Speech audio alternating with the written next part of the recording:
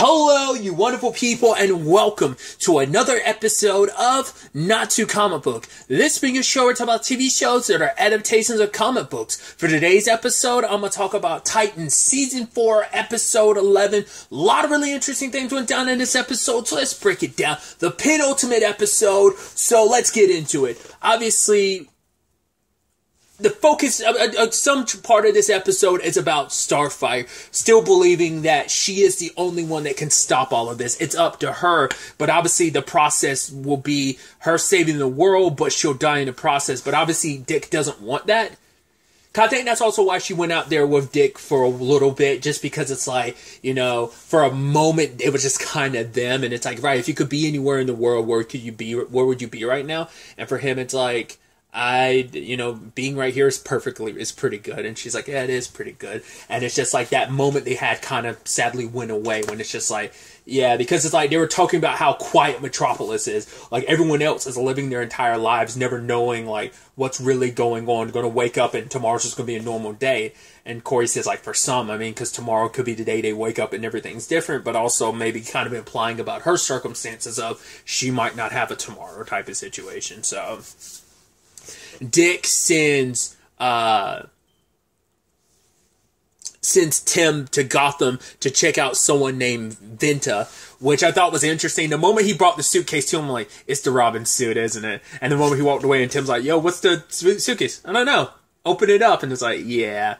Because I think at the end of the day, he did all that for the purposes of, for one, to get Tim out. Like, you know, for one, he still needs to be trained, but also it's like to get his mind off Bernard for right now, because it's like, right, you're just going to sit around waiting, and it's like, that's not going to do you any good. We need to like prepare for what's coming. So makes his debut in Gotham, taking down some people, but ends up getting backup from Jason. I was like, yeah! I was so curious if we get one last appearance from Jason, and lo and behold, we do. And the way they were acting towards each other, I was like, wait, is it the first time they've ever actually met? I'm trying to think, like, I actually don't remember at all if Jason and Tim had any scenes last season in Gotham. Maybe they did, but I just can't remember off the top of my head. Could almost seem like he was shocked when he saw Red Hood roll up, but I guess it's like he didn't know where Red Hood stood. So, or maybe he didn't realize Red Hood was Jason Todd. Maybe that's also what that's all about. Once again, I'm blanking. I'm sure a lot of that came up last season. I just don't remember off the top of my head. But yeah, it's like he's hunting down a criminal named Shimmer, which I'm not familiar with that character at all.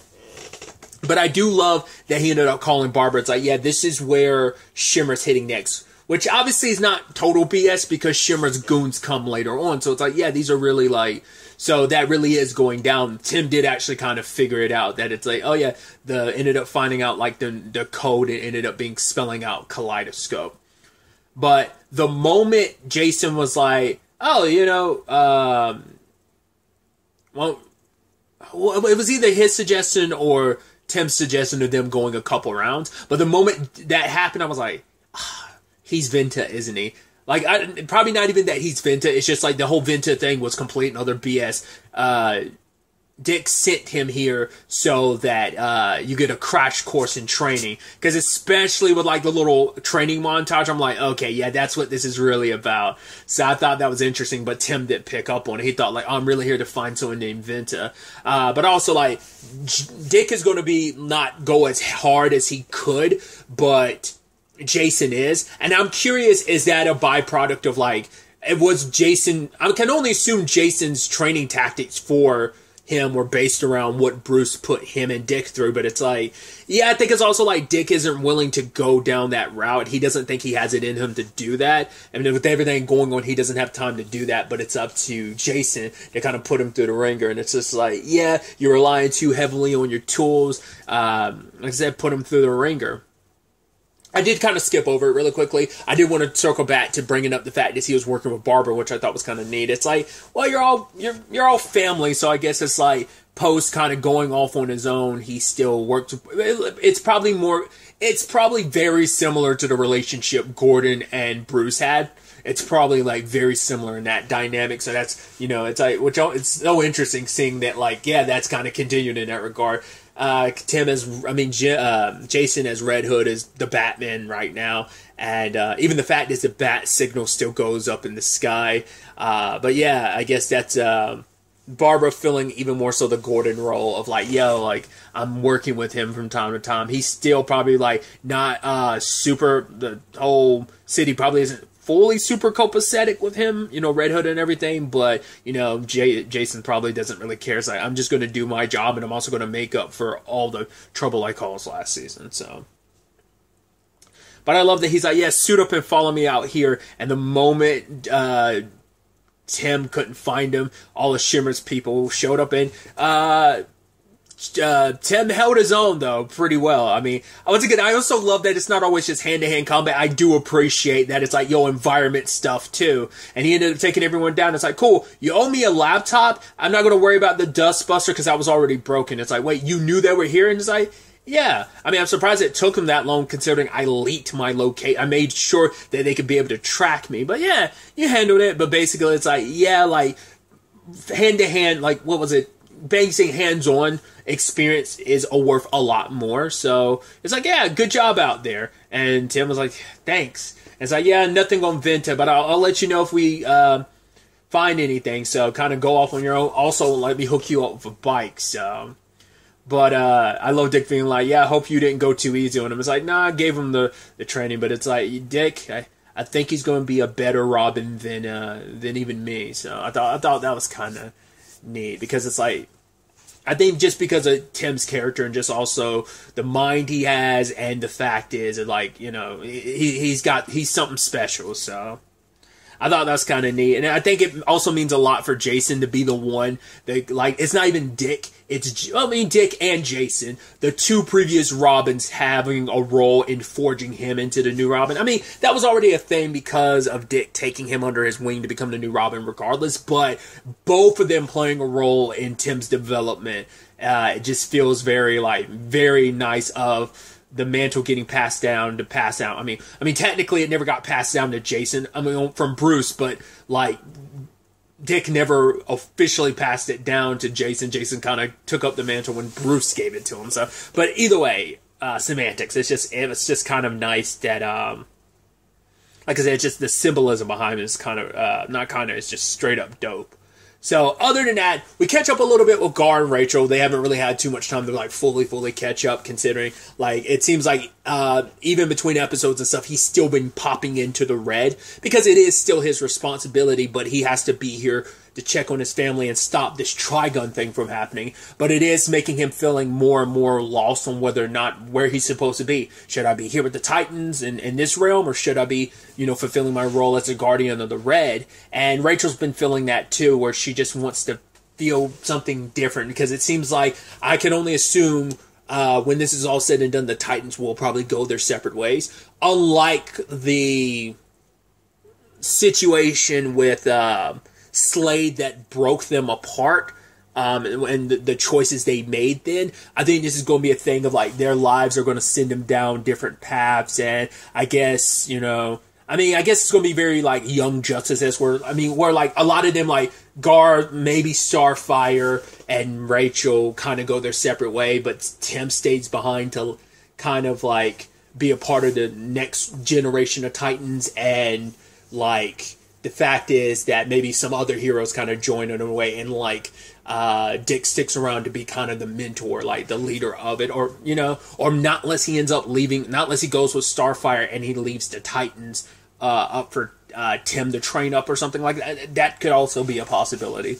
I mean, that's exactly what ended up happening in Young Justice, right? Because Dick ended up becoming Nightwing, and I need to take time to circle back and watch Young Justice, because I've never seen season 3 or 4, but it's because it's also been so long since I've seen season 1 and 2, but I want to say Tim became the new Robin, and Dick was kind of in charge of the new Young Titans and stuff like that. Well, they weren't even the Young Titans, they were just, you know, the Young Justice League of sorts. You get what I'm trying to say. So I wonder if they're going to do a similar thing in this regard. So all the while that's happening, Starfire ends up going off trying to track Connor's like hate vision signature and ended up finding her way to Mercy, who is trying to get in contact with Connor, but Connor destroys his phone. To me, like, a lot of that stuff was solidifying for me. Like, okay, so it does seem like what I was kind of getting that feeling from last episode ends up being the case, that Connor is trying to do the right thing and he's not trying to, like, Mercy's a means to an end of trying to accomplish his mission of handling this all on his own. That was his plan. I'm going to tackle this Sebastian thing, which Sebastian's pretty low because, like, not only does his powers gone, he's also lost his game, and with that, all the adulations, as his mom puts it. So, but Connor's convincing him, it's like, well, it's your mom. Obviously, she lied to you. She actually has your powers, so the only way you're going to get them back is if you kill her, which she brings in the woman that Sebastian went on a date with. No, I think that was like his like ex-girlfriend. As we learned in the first part of the season, like, she was one of 3 people that were like core people in his life that were part of this whole Trigon cult. But she was with, like, you know, I love the whole.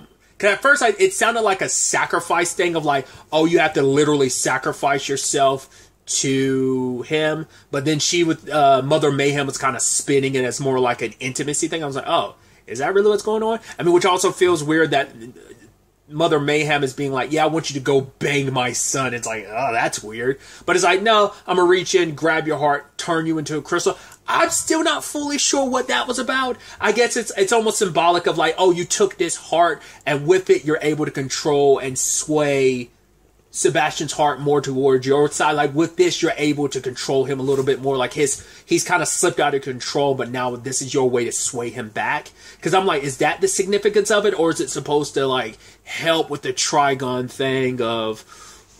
I don't know what that whole thing really was about. I mean, it was more so about putting him back on the path, but I just didn't know how she planned on utilizing that. So she does tell her son, like, hey, I am here for you.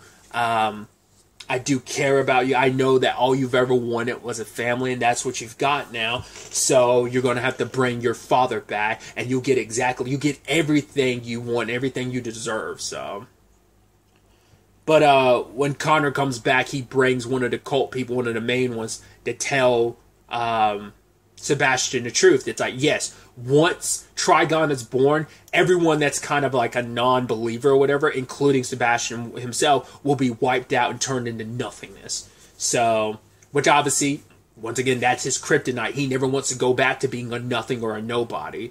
So Connor's like, no, his death could mean a lot more. He's got your mother's magic in his blood, so cut open the dude's arm, I guess, like, hit an artery so he bleeds like crazy, and Sebastian drinks it up, which I was like, there's probably a point like that earlier in this season too, but I'm also like, you know, it's like, oh, very befitting. Once again, if you don't know, Joseph Morgan, I think I referenced it before, but it's like, the thing I best know him for is the Vampire Diaries / the originals, so him drinking up the blood, you're like, it's been a couple years, but you're right back to drinking some blood, my guy. That's crazy. But yeah, and you could tell, like, how much it was bothering Connor. It's like, oh yeah, this was all a ploy.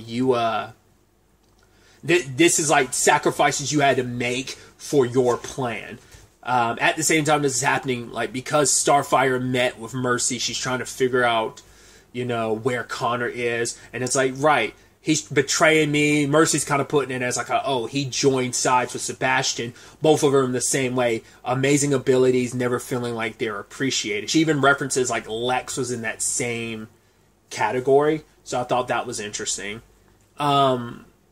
But ultimately, the rest of the Titans show up, and they get some of the data off, and it turns out, from the computer she tried to delete, turns out that Lex was creating weapons. First and foremost, we saw something, I think it was like an X-kryptonite thing, which is so interesting, because obviously that's a pretty big thing in Superman and Lois. There was some kryptonite bullets, which we've seen used in, I think that's been used in this as well, like back in season 2, if I remember correctly. But also we saw the giant mech, which I'm like, oh, like, had Lex ever used it, or was it something he just never finished and was always in development? Like, you know, because like I only know about the mech because of Injustice, because that's like in the first Injustice game, that's how Lex fought, was inside of a mech. That's how he evened the playing field. But I thought it was so interesting that basically he has a project called Project Starfire, and the reason why he was keeping an eye on Starfire is because he needed her for not only inspiration for the project, but also it's like he knew that the only thing that could stop Sebastian in all of this would be her blue light, and so he wanted to harness the power and kind of copy it and make it his own. So that's what the Project Starfire is all about. And Mercy tried to say, like, oh, he did this because he wanted to show people he was as benevolent or, you know, as Superman, as Kal-El. But it's like, no, it sounds like jealousy. It's like, no matter what it was, because he's so egotistical, he would never admit that it was out of jealousy, because he'd probably never want to admit that he was jealous. He'd make some lame excuses of, what this is all about is, you know, evening the playing field, showing that man can be just as great as the gods that fly above us, type of thing. So, either way, this means that Starfire doesn't have to be sacrificed, that they can pour all her power into this and use it instead. Because no matter what, Dick kept trying to find another way. He's like, we will find another way. It doesn't have to end with you sacrificing yourself. So ultimately, they go trying to find Project Starfire and run into Connor, who reveals, like, yes, I did purposely help you last episode because I tried to do this on my own. I wanted to do this on my own, and I've done stuff that Titans aren't supposed to do. I mean, that's also kind of like the whole Jason situation last season, obviously, like him kind of doing all that stuff that he could no longer be a Titan. I think Connor kind of felt that same way, because he was doing it not only he had to prove it to himself, but more so he wanted to prove it to, like, the Lex, Superman, and even Dick, that, like, no, I can do this. I want you to see me for as powerful as I am. Like, all that makes up who I am, the Lex and the Superman, as well as the training I've gotten as a Titan. I want it kind of basically to surpass all my mentors, all the people that kind of forged me into who I am, just to prove it, more so than them, I think even prove it to himself that he could do it. But things spiraled out of control. He thought he could use the game to keep Sebastian locked in long enough, but then it's like it started hurting people, so he had to shut that down. And for Dick, it's like, we Titans are always a little closer to the darkness than anyone else. So, of course, it's going to have its effect on us. Of course, we're going to, like, toe that line. But the thing is, at the end of the day, like, you know, Connor's like, are you really willing to trust me? He's like, what about the rest of the team? And Corey's like, is he in? And Dick just looks at him and says, yeah, he's in. So they're working together on this. They tried to supercharge the weapon with Starfire's power, which, really quickly, of course, I love the password to get inside of the project, to find the actual Project Starfire. The password was Starfire, but it was written using elements from the periodic table. I was like, that is the most nerdiest thing you could do. Like, I mean, I guess it's better than him making it something egotistical like Lex or something. I mean, I think that'd be too obvious, but it's like, that's such a dorky thing to do. That's such a stupidly nerdy thing of Lex to do, to make making the password Starfire, but with the periodic table. It's like, oh, you dork. But either way, well, this is supposed to be like a threefold part to the plan. Like, Starfire was supposed to imbue it with her blue light up to a certain extent, and then Connor was going to kind of like take it, I think, and make sure it kind of stayed in a stable condition, because this thing is so powerful, because it's the prototype that has been tested before. It can either be the thing that destroys Sebastian, or it can blow a hole in the planet with how much energy is built up. And sadly, because of how much of a toll it was going to take on Starfire, they ended up only getting it up to 98.6.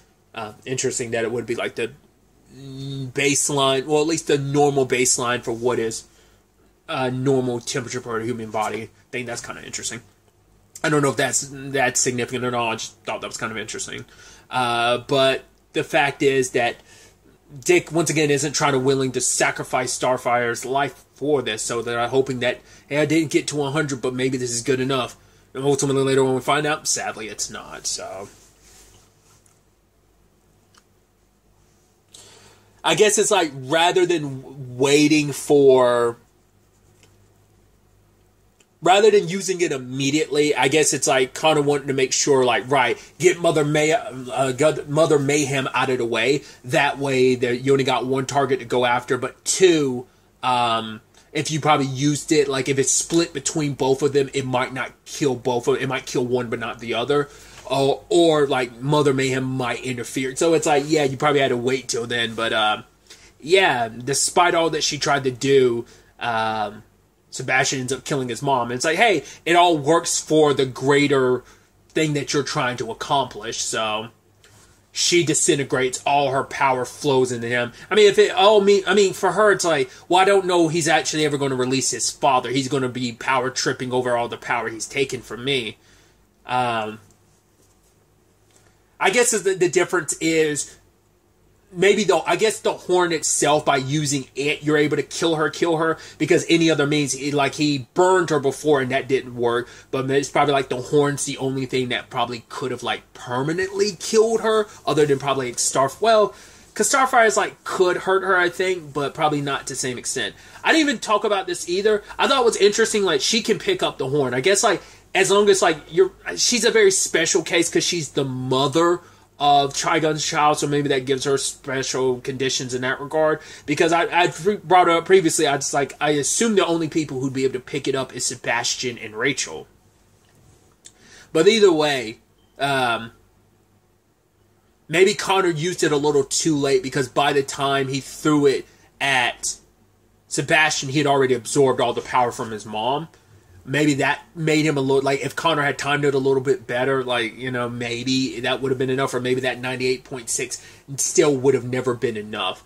And I was kind of surprised by the design they ended up giving him. I guess because when I think Brother Blood, I think of, like, I think of the Teen Titans and Teen Titans Go version of the character. I don't know if that's his more traditional outfit in the comics, but, like, the very, like, bone-centric, like, design he's kind of got going on with, like, the mask and, like, the suit he's got on and stuff like that.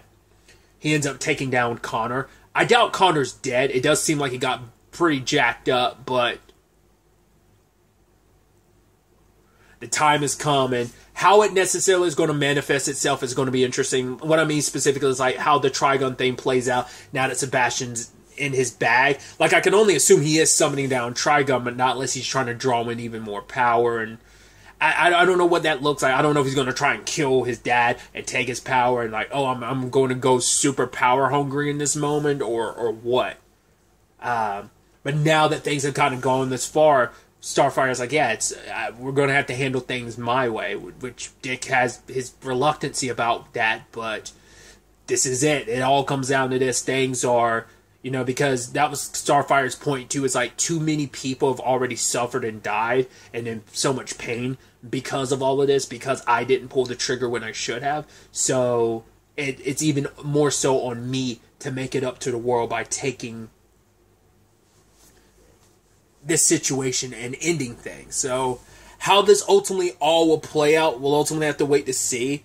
The next episode is the series finale, so how this all comes to an end is definitely going to be interesting, and just even beyond that, where the Titans are at the end of all of this. Will Starfire survive? Even if she does, like I said, where do the Titans stand in the aftermath of this? Because it feels like they are all going to go their separate ways after this. Once again, but I don't think it's going to be in the negative way like it was, you know, once again with the Deathstroke situation, but like in a different thing of, like, we will always be connected, we'll always be a family, we're just going our separate ways. We've got our own respective journeys to go on, and we got to see what's next. Like Rachel was saying, how to not knowing what's below the cliff and just kind of taking that leap of faith. So we'll see how this all plays out as Titans comes to an end.